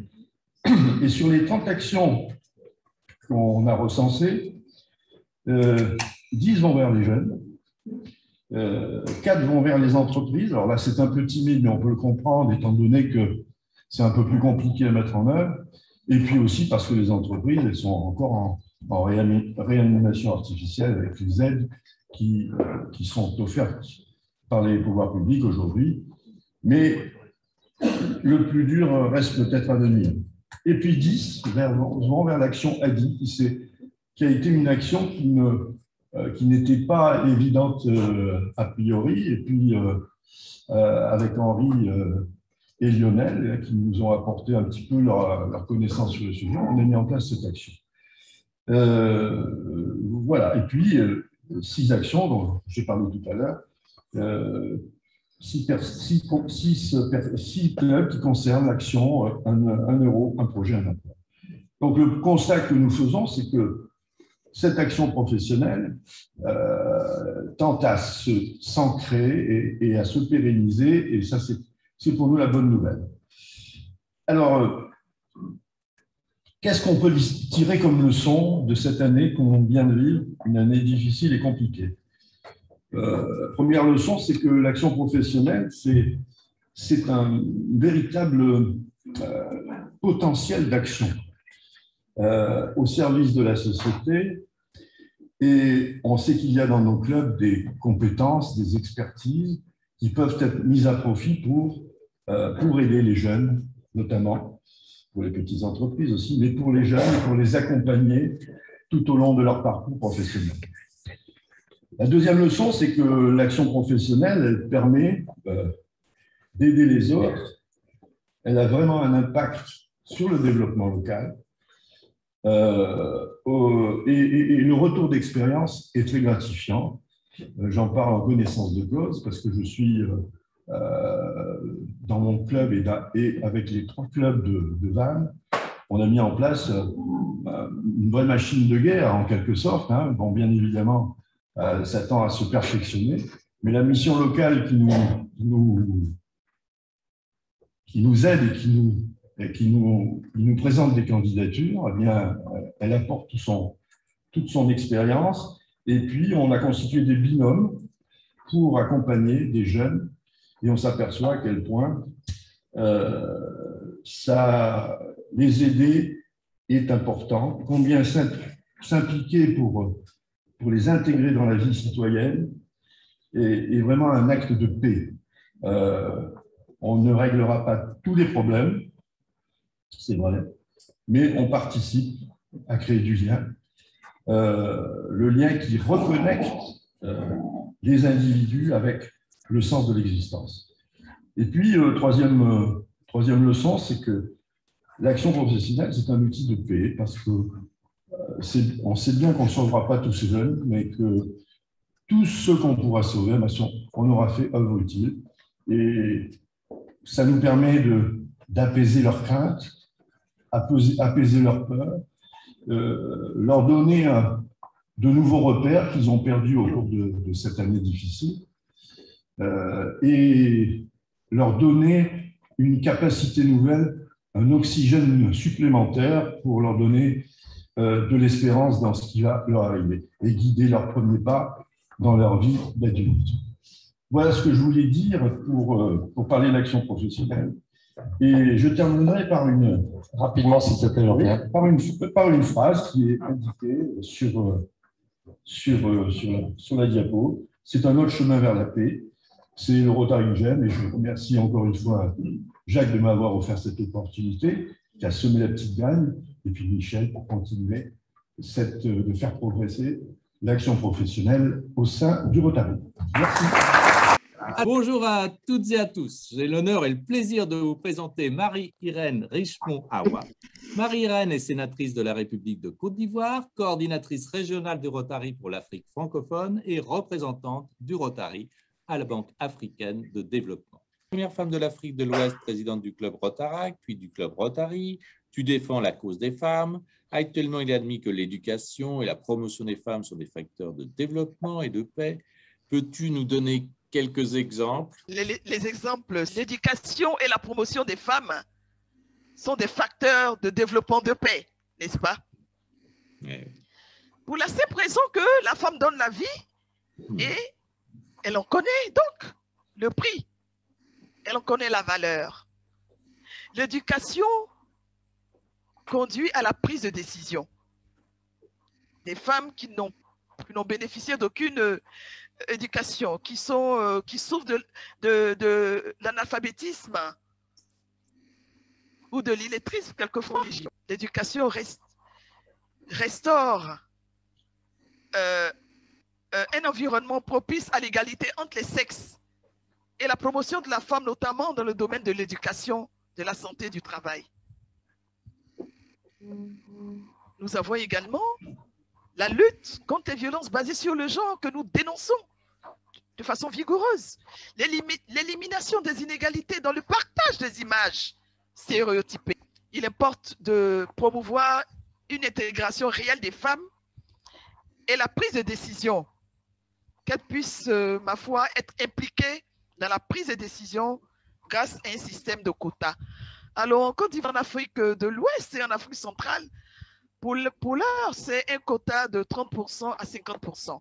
30% en Afrique de l'Ouest et 50% dans des pays comme le Burundi, le Rwanda, qui marquent une avance sensible. Il apparaît essentiel de réviser des législations et renforcer les capacités institutionnelles dans nos pays. La participation de la femme dans le développement constitue un élément central de la lutte contre la pauvreté. Il faut mettre en œuvre des mesures stratégiques afin de renforcer le positionnement des femmes dans le secteur de la santé, de l'éducation. Vous verrez que je parle beaucoup de santé, d'éducation, c'est la base. Vous verrez que une femme a un poste de direction dans l'administration publique, dans les fonctions politiques, on note moins de corruption. Parce que la femme, avant de, ma foi, je dirais, de prendre ce qui ne lui appartient pas, je ne dirais pas le mot, la femme pense à sa famille, elle pense à ses enfants. Et le rôle de la femme, pour la plupart des pays en développement, est devenu incontournable, croyez-moi. Il convient donc de mettre en place, de susciter la création d'activités génératrices de revenus pour ces femmes, pour la plupart analphabètes, qui gagnent très peu. Renforcer les efforts déployés pour augmenter l'indice de parité. Et cela, vous savez, cela viendra, tout changement est progressif. Il faut laisser le temps au temps, mais prendre en même temps des mesures vigoureuses pour susciter justement l'augmentation de l'indice de parité. Des avancées significatives ont été réalisées, il faut le reconnaître. Qu'il s'agisse de la scolarisation et du métier des filles à l'école, ou encore leur orientation dans les cursus scientifiques et techniques, et ainsi que dans le numérique. Aujourd'hui, le numérique s'impose, comme l'anglais s'est imposé, comme l'informatique s'est imposée. Nous formons des femmes. Les clubs, plusieurs clubs forment les femmes dans les marchés dans leur langue locale. Elles ne savent ni lire ni écrire en français. On les forme dans leur langue locale et avec une tablette qu'on leur offre, elles font la promotion de leurs produits.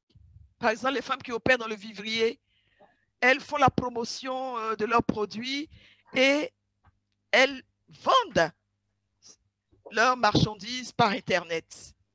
Je dirais que la contribution des femmes à l'économie et à la paix est essentielle au développement durable, car il ne peut y avoir de développement durable sans autonomisation de la femme. Il convient de renforcer l'employabilité des femmes. Elles subissent de façon disproportionnée des effets lors des conflits armés dans nos pays. Et c'est ainsi que nous pensons et nous nous attelons à ce que la mise en œuvre de la résolution 1325, votée au Conseil de sécurité des Nations Unies en 2000, qui promeut, ma foi, encourage les femmes à prendre des décisions en matière de paix et de sécurité. Car les femmes et les enfants sont les premières victimes lorsque des conflits surgissent. Marie-Irène, merci beaucoup. Diversité, équité, inclusion. Si grâce à toi, qui est un exemple dans la lutte pour la cause des femmes, je crois que tout ça est en bonne voie et le Rotary est tout à fait donc dans cette direction. Bon, ben écoute, on va passer au suivant. Voilà, je fais comme ça plutôt que de... Ok, donc parmi notre jury de cette année, il y a Jacques Petit, Patrick Guyard, Pierre Joadet, Alain Urvois et moi-même, Caroline Beaujard. Et on a noté à 50% sur la qualité de l'action et à 50% sur la communication autour de l'action. Maintenant, on va vous annoncer les candidats de cette année si ça charge. Sinon, on passe aux nominés.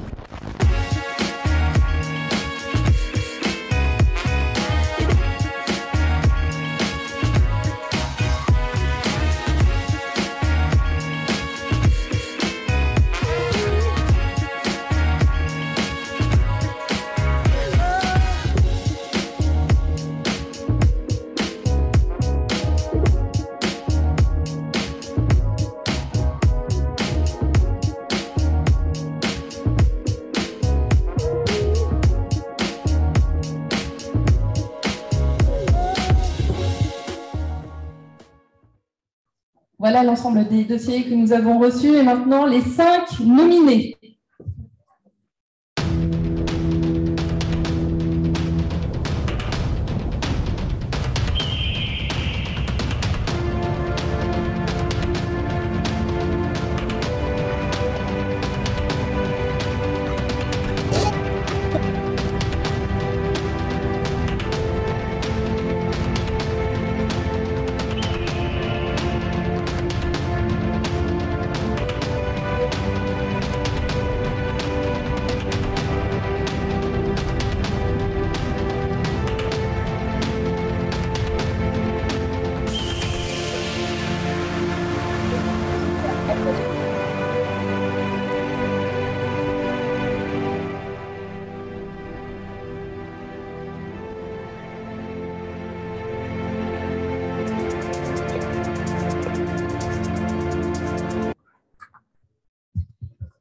Attention, le deuxième prix maintenant.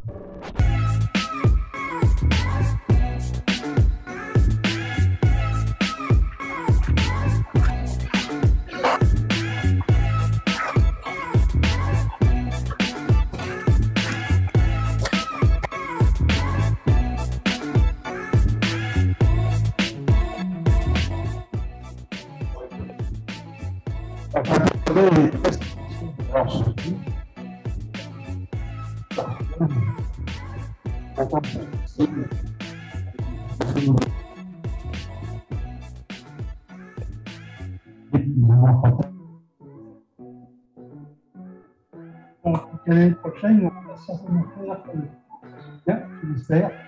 On ne peut pas mieux. En tous les cas, à l'année prochaine.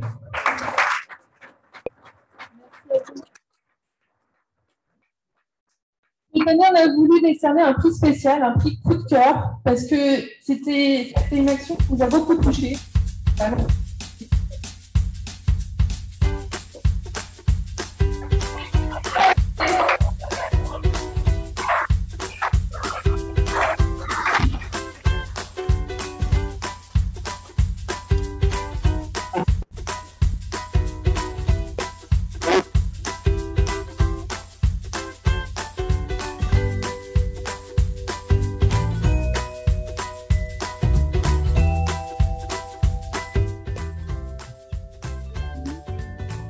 Action. Est-ce qu'on peut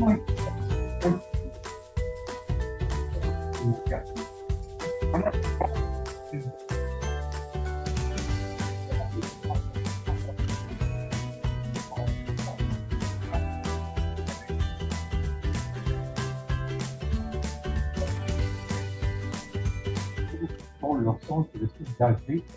Donc, une équipe l'année prochaine, question jeune génération, de l'importance pour le français. Piloté par Marie-Laure Belzic.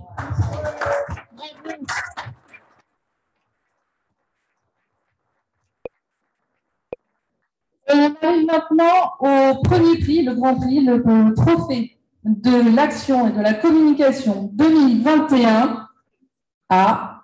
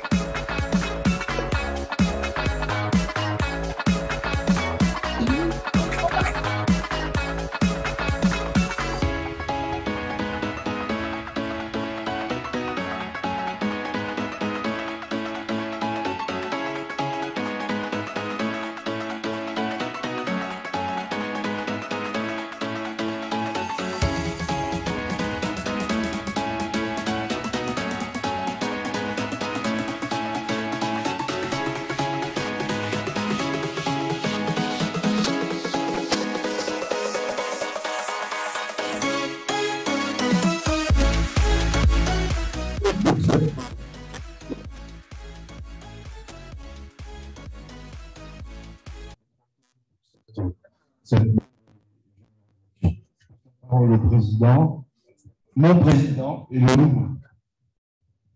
Bien, écoutez, moi je dois dire que je ne m'y attendais pas, on est très fiers de ça.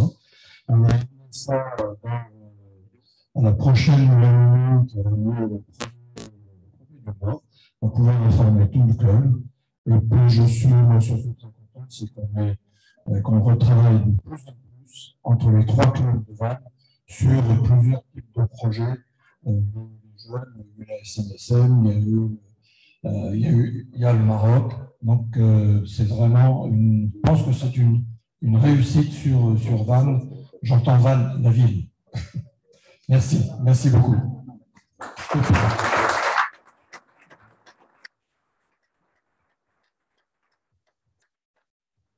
Merci. Alors, je représente le club de Vannes Atlantique. Le président n'est pas là, mais je le représente. Je passe un coup, peut-être qu'il me regarde. En tout cas, très heureux, très surpris, puisque même Caroline, qui fait partie du club, ne nous avait rien dit. Donc, totale surprise et fier effectivement de ce rapprochement entre nos clubs. C'est quelque chose d'important aussi pour nous. On est jeunes dans le club de Vannes Atlantique et on a besoin aussi de finalement se rapprocher pour faire de plus belles actions ensemble. Le Maroc est un bel exemple. C'est bien tout à l'heure d'en parler. On est très fiers d'être là aujourd'hui avec vous, parmi vous, et vivement l'année prochaine. Alors, le défi est élevé pour l'année prochaine.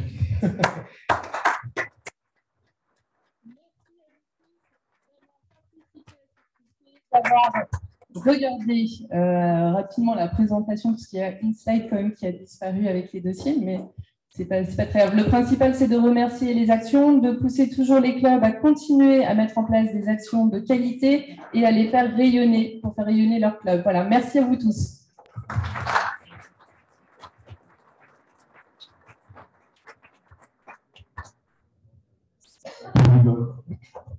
Merci. Je suis très heureuse de représenter aujourd'hui le président de Vannes Portes du Golf qui n'a pas pu être là, et encore plus heureuse que les 3 clubs de Vannes aient été associés dans cette action et dans d'autres actions à venir.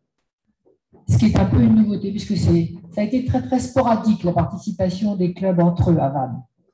Et ça semble devenir plus habituel, et j'en suis personnellement ravie.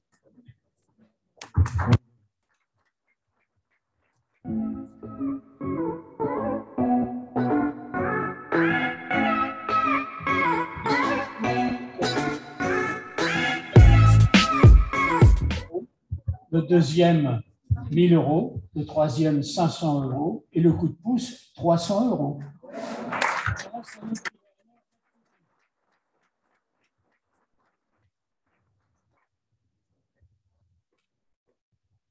C'est bien. Pardon, hop.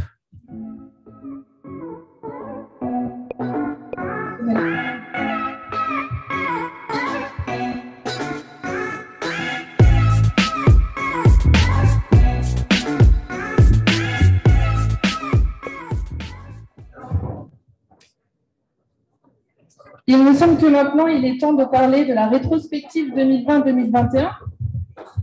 Jacques, je te laisse nous expliquer ce qui s'est passé.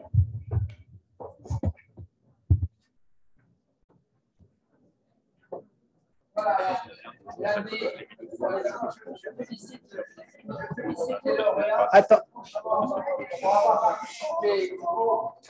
Alors, là, c'est bon. Alors, je félicite tous les participants parce que pour avoir donc participé au jury, je peux vous dire que la décision est quand même bien difficile. On a mis des notes sur différents items. Bon, on essaie d'être juste à un moment donné, il faut trancher. Voilà.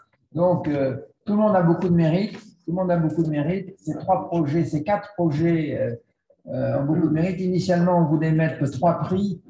Mais dans l'Interact, on a craqué. Et franchement, en plus, leur projet est vraiment beau. Et ils ont bien communiqué. Bon, c'est dommage, on n'a pas vraiment le temps, mais on vous incitera à aller voir sur le site du district parce qu'il y a des communications, en particulier avec certains qui ont fait des vidéos, mais c'est remarquable. Hein, c'est remarquable. C'est remarquable et c'est même utilisable par tous les autres clubs. Il y a certaines vidéos que, franchement, on peut reprendre, on peut refaire on peut dupliquer parfaitement l'action et reprendre la communication. C'est tout fait. Hein. Donc, ça sera sur le site du district, espace action, action duplicable. Vous faites votre marché, vous faites votre choix, vous faites pareil et vous faites rayonner votre club, vous faites rayonner le Bretagne. Alors, l'année touche à sa fin. Quelle année? Alors, permettez que je revienne quand même rapidement sur ces quelques mois que j'ai passés en votre compagnie. Parce que même si nous étions à distance, je peux vous dire que vous m'avez accompagné tous les jours, sans exception, de cette année. Alors, un peu trop souvent via les écrans, mais c'était quand même tous les jours. Sylvie peut vous en être témoin. Là, vous m'avez entendu défendre 3 grandes idées auxquelles je crois profondément. La première, c'est que pour être attractif, il faut être actif. Donc, je vous engagerai toujours sur le chemin de l'action. La deuxième, c'est qu'il faut fidéliser. Il faut fidéliser les membres, les nouveaux membres en particulier. Et pour cela, je vous engage à toujours avoir en tête l'idée de faire le bonheur de vos membres. Posez-vous la question, posez-leur la question. Que veux-tu faire? Eh bien, viens, on va le faire ensemble. La troisième idée, c'est que le district est un centre de service. Un centre de service à votre service. Donc, ce n'est pas une structure nébuleuse, le district. C'est quelque chose qui est à votre service. utilisez-le, posez des questions, faites-le par l'intermédiaire de votre ADG, faites-le directement, appelez directement le gouverneur si vous voulez, si c'est la seule adresse que vous avez, mais allez vers le district. Et en allant vers le district, vous irez aussi vers les autres clubs. Et donc, à partir de ces 3 idées, nous avons bâti un certain nombre de projets. On les a méticuleusement préparés. Et puis, on les a annulés. Pour beaucoup. Donc, certains, comme je le disais, le SFPE, 3 jours avant. Bon, ça fait drôle un peu. Mais on va essayer de ne retenir que le positif dans tout ça. Le positif, il y en a. Alors, dans cette tourmente, le Rotary a su s'adapter. La première chose, c'est que le Rotary est entré de plein pied dans l'ère numérique. Il avait piétiné pendant une vingtaine d'années. Eh bien là, c'est fait. Et je pense que pour vous tous, Zoom n'a plus aucun secret. Au début, vous avez vu qu'aujourd'hui, on est passé au numérique. Bon, on est en réunion hybride. On fera des progrès, on en a déjà fait au cours de l'année, vous l'avez vu, mais on est rentré dans l'ère numérique. La deuxième chose, c'est que les 6 axes classiques du Rotary, eh bien, ils ont montré toute leur pertinence dans cette année chahutée. Et puis, troisième chose, c'est qu'il a été adopté donc cette année un 7e axe stratégique, l'environnement, et que cet axe-là, ça va donner un nouvel élan au Rotary. Parce que c'est vraiment une aspiration forte des jeunes générations et ça va rendre nos clubs Rotary plus attractifs pour les jeunes générations. Et puis, dernière chose, qui n'est pas des moindres, c'est que la pandémie nous a quand même rappelé que nous ne sommes pas que des citoyens bretons, mais que nous sommes des citoyens du monde. Et le Rotary international nous permet d'être à l'échelle du monde. Il n'y a pas beaucoup d'organisations qui sont de ce niveau-là. Alors oui, le Rotary nous a donné des opportunités dans notre district même. Alors les outils numériques, on l'a vu, ben oui, ils sont entrés dans notre district, ils ont été adaptés. On est rentré dans le virtuel. Voilà, on fait des progrès. Le site du district a été transformé, merci encore Pierre. Il est de plus en plus riche. Nous avons donc, je l'ai expliqué, mis en place un espace action. Allez-y, c'est là pour vous inspirer et c'est pour vous inspirer des autres clubs. Nous avons mis là les actions des autres clubs que vous pouvez faire vous-même. Deuxième chose, une commission action professionnelle a été créée et elle initie des actions qui vont vous rapprocher du milieu de l'entreprise, du milieu professionnel d'une façon générale. Et l'avenir du Rotary, il est là, parce que l'avenir du Rotary, il est vers les jeunes professionnels. Le Rotary est aussi un réseau, ce n'est pas un gros mot, ce n'est pas un réseau business, mais c'est aussi un réseau. Les jeunes, ils ont besoin d'un réseau. Bon, eh bien, ce réseau-là, le Rotary peut leur offrir. Et les jeunes, ils sont aussi un cœur humaniste, c'est pour ça qu'ils sont venus vers nous. Et le Rotary a aussi ce côté humaniste à leur offrir. Troisième chose, les actions. Donc, de nombreux clubs ont su continuer leurs actions, qu'elles soient locales ou internationales. On a vu une sélection ici. Bravo, bravo à tous.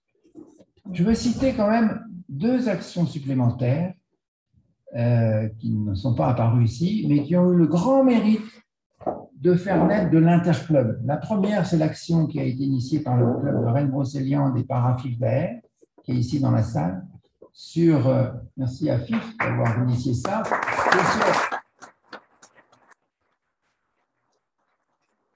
action sur les tablettes du Liban, et cette action pleine de sens a attiré, a fédéré autour, combien de clubs à FIF? 35, 40? Une quarantaine de clubs, c'est-à-dire les 4/5e des clubs du district.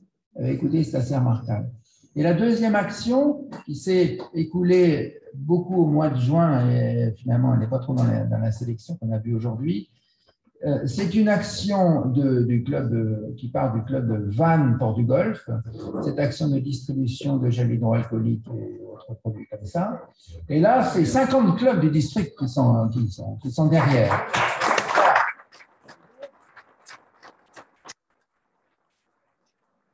Pour remercier cette action du club de Vannes. Quatrième chose, c'est qu'il y a eu cette année l'université du Rotary sur le problème de la communication. J'insiste lourdement là-dessus parce que finalement, effectivement, nous avons un défaut dans la communication et cette communication moderne, elle est synthétisée dans les documents de l'université. Eh bien, il faut effectivement en profiter pour améliorer l'image de Rotary et l'image de nos clubs. La dernière chose, c'est qu'on a eu aussi l'opportunité d'une journée comme celle-ci. On n'était pas sûr, il y a si peu, qu'on pourrait même la réaliser. Alors, je remercie notre conférencier, Bernardo Rochel. Je te remercie profondément parce que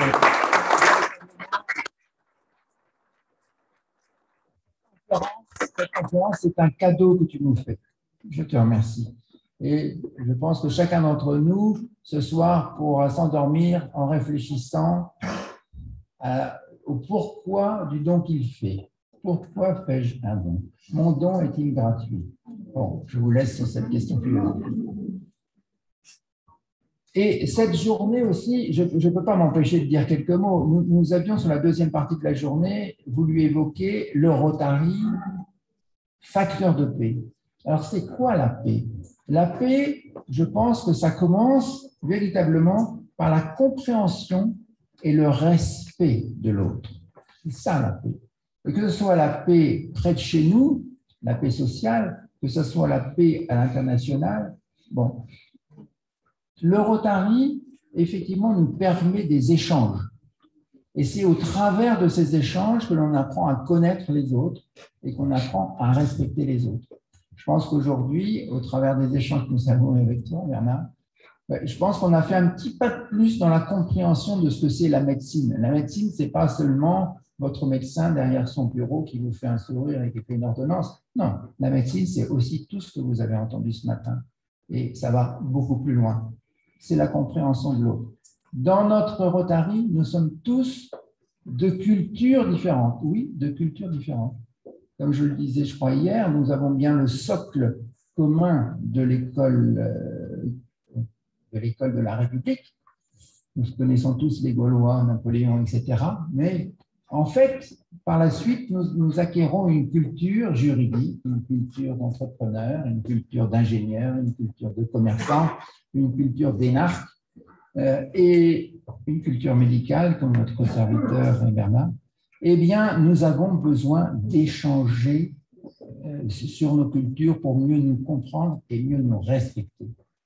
Et je mets vraiment en avant une des grandes valeurs, qui est une valeur de notre mouvement, même si elle n'est pas écrite comme ça, qui est effectivement le respect, l'intégrité, la bienveillance. Voilà, la bienveillance envers les autres, envers les cultures des autres. Un mot sur ce qu'on vient d'entendre aussi. J'ai été touché par tous ces témoignages que nous avons entendus ce matin. Et personnellement, j'ai même ressenti de l'émotion, voire une forte émotion en entendant certains jeunes en particulier. Je dois dire que je suis admiratif devant nos amis rotariens qui n'hésitent pas à aller vers les jeunes qui sont en recherche d'emploi, qui ont des difficultés, et pour échanger avec eux à propos de la culture d'entreprise. Et je constate que le plaisir qu'il y a avec eux, c'est bien sûr le plaisir de la réussite, mais c'est aussi le plaisir mutuel dans l'échange des cultures. Je suis admiratif de nos amis rotariens et des clubs qui n'hésitent pas à se lancer au-delà des frontières dans des actions internationales. C'est difficile, ce n'est pas évident. Il faut le faire. Il faut le faire. Et là aussi, le bonheur il est évidemment dans le succès, cette école que vous avez amenée. Bon, évidemment, quand on voit les sourires des récipiendaires, c'est un premier plaisir. Mais le bénéfice, et le bénéfice au niveau de la paix, il est dans les échanges qui ont lieu entre nous et eux, les récipiendaires. Et dans le cas de l'international, c'est même double, parce que c'est en plus dans l'échange qu'il y a avec les Rotariens du pays dans lequel vous êtes. Je ne peux que insister sur la qualité de ces échanges. J'ai participé à ces voyages au Maroc. Écoutez, incontestablement, vous ne pouvez pas faire autrement. Ça change votre façon de voir les autres. Et quand l'échange se fait au travers de l'action, ça vous amène le respect, ça vous amène la compréhension. Alors, nous sommes des petits colibris, bien entendu, mais c'est une graine de paix que nous mettons là. Et je reprends ce que disait Arthur Laudrin, qui est le dernier que nous avons vu intervenir. Il n'y a pas de petites actions, mais c'est la somme de ces petites actions qui finalement fait que nous avons une petite chance d'influer sur ce que pense l'ensemble de la société. Et puis, je suis extrêmement admiratif des jeunes, dont nous avons certains ici. Ces jeunes qui n'hésitent pas, du haut de leurs 16 ans, je me souviens très bien de toi, tu es venu te présenter, qui viennent du haut de leurs 16 ans, 17 ans, et qui n'hésitent pas à se lancer, je dirais, au-delà de leur peur, et qui sautent dans l'inconnu, dans ce monde inconnu, et qui vont là rechercher quoi? Le chemin de leur ambition. Eh bien, écoutez, franchement, moi, je suis très admiratif. Et je suis fier que mon Rotary les ait aidés. Je suis fier de ce Rotary-là. Et c'est celui-là que j'aime voir se développer. Alors, j'aurais aimé vous rencontrer davantage. J'en ai été privé. Je dirais que c'est mon seul regret. Mais pour tous ceux que j'ai rencontrés, je vous remercie de la qualité de votre accueil. Je pense très sincèrement à ce que j'ai dit. Je vous remercie de la qualité de votre accueil. Je vous remercie de votre aide. Je vous remercie du plaisir que vous m'avez donné en vous rencontrant. Et je vous remercie tous, très sincèrement, de tout ce que vous faites de tout ce que vous faites pour nous. Jacques, il va être temps de lâcher. Alors, je vais terminer. Je vous laisse emporter. Je n'avais pas prévu de dire tout ça, mais bon, voilà. Mais on a eu de la chance, on a rattrapé notre retard. Je vous remercie donc de tout ce que vous faites et vous continuerez à faire. J'ai quelques remerciements à faire, particuliers aussi. Alors, je suis très reconnaissant envers mon bureau, envers ceux qui ont été juste à côté de moi. Et je tiens à les citer. Parce que, comme je le disais hier devant mes petits camarades gouverneurs, c'est un job, honnêtement. Ça occupe, je peux vous dire. Bon, mais c'est du plaisir aussi. Et un des plaisirs est dans la rencontre des gens que l'on peut. Je vous incite à relire ma dernière lettre du gouverneur, je vous explique ça. Et donc, je tiens à citer mon bureau, tous. Rachid El-Boussarkini, merci de te lever.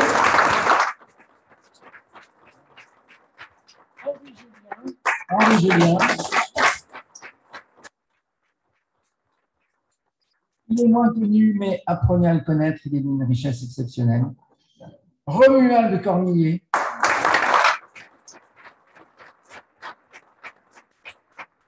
Il est tout jeune, mais il promet beaucoup. Il est plein d'énergie, c'est incroyable. Et puis Yves Ziegler.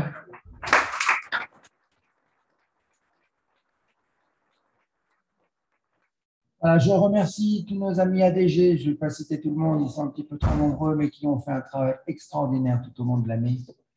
Je remercie les membres des différentes commissions du district qui ont travaillé dur pour certains. Je remercie les membres du Collège des gouverneurs qui m'ont accompagné, et en particulier mon vice-gouverneur, Claude Desbordes. Et tous ces gens-là, je vous demande de les applaudir très fort.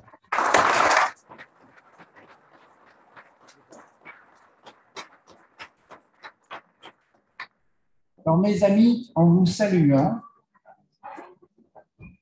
eh bien, je souhaite à chacun un long chemin avec le Rotary, un chemin d'action, vous avez compris, et d'amitié, ça va avec, et un chemin de paix. Maintenant, le rideau va bientôt tomber, il nous reste quelques formalités à faire. Alors, je t'appelle près de moi, s'il te plaît, Michel. Donc, c'est le temps de transmettre le collier et les responsabilités qui vont avec. Alors, je sais, Michel, que tu as préparé cette année avec passion. Voilà. Et donc, je ne doute pas que nous ayons l'an prochain une année de qualité. J'espère que la Covid ne nous ennuiera pas et ça sera parfait. Voilà. Alors, j'appelle aussi Béatrice Orliaguet, et puis qui prendra la succession de Michel. Pierrick Bazin, qui dans 2 ans prendra la succession. Voilà. Et Michel, passe ce beau collier.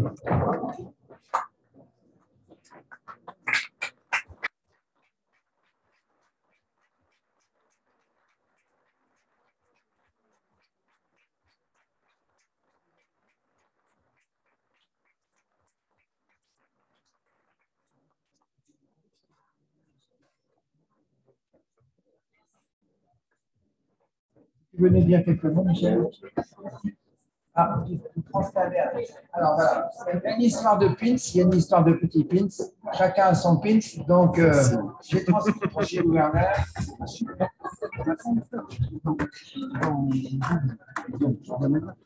Voilà, ça c'est le pins du gouverneur.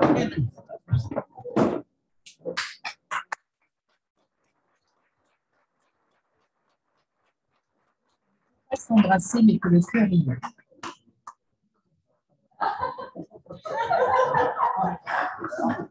Et donc, moi, j'ai grand plaisir à remettre le pins de gouverneur nommé à Thierry. Et en remettant ce pins,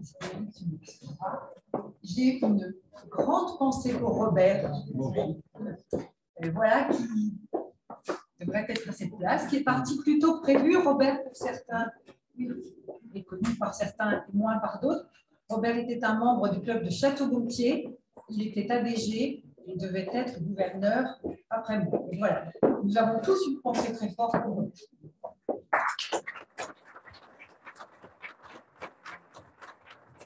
On laisse la parole à Michel, qui va nous présenter effectivement son avis.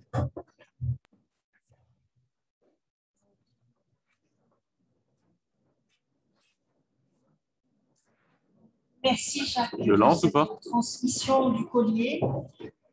Pourtant, lui, l'empreinte n'est pas gouverneur. Et je lance la partie vidéo ou voilà? Des amis rotariens, je remercie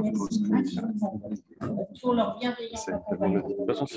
J'associe aussi Béatrice à cette prise de gouvernement, car je ne peux imaginer ce mandat de gouverneur sans cette idée de vision commune et de durabilité dans les actions. Merci infiniment à mon club, Reine Brocéliande, qui voilà plus de 2 ans a soutenu ma candidature. Merci les amis. Et puis merci à Bruno d'avoir accepté de m'accompagner dans cette aventure. Une année rotarienne s'achève, complexe, compliquée, et qui nous a marqués dans nos vies et dans nos engagements. Moi, je tenais à féliciter et à remercier les présidents de cette année et leurs équipes d'avoir résisté, d'avoir malgré tout réussi à faire de belles actions et d'avoir trouvé des opportunités pour répondre à notre devise « Servir d'abord ». Et moi, je souhaiterais vraiment les féliciter et les applaudir, ces présidents.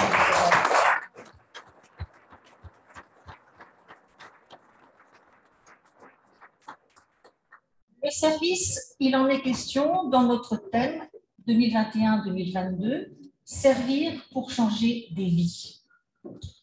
Je sais que les présidentes et présidents élus, encore quelques jours, puisqu'ils vont prendre leur mandat au 1er juillet, l'ont déjà intégré dans leur projet d'année rotarienne. Ce thème, nous allons le faire vivre dans le lien que nous allons recréer dans nos clubs, dans les actions que nous allons mener, dans l'engagement dans ce nouvel axe stratégique autour de l'environnement et que nous allons faire vivre tout au long de l'année. En ces temps de doute sur l'engagement bénévole, le Rotary a toute sa place. Les 1200 Rotariens de notre district vont relever le défi d'être aux côtés des plus jeunes et des plus fragiles. Nous allons retrouver notre ADN de professionnels et mettre nos compétences au service des autres. Une belle année nous attend. Je vous la souhaite harmonieuse, sereine, enrichissante pour vous, pour vos clubs, ainsi que pour les clubs Rotaract et Interact. Ensemble, et grâce à vous, nous pouvons et nous allons changer des vies. Belle année rotarienne.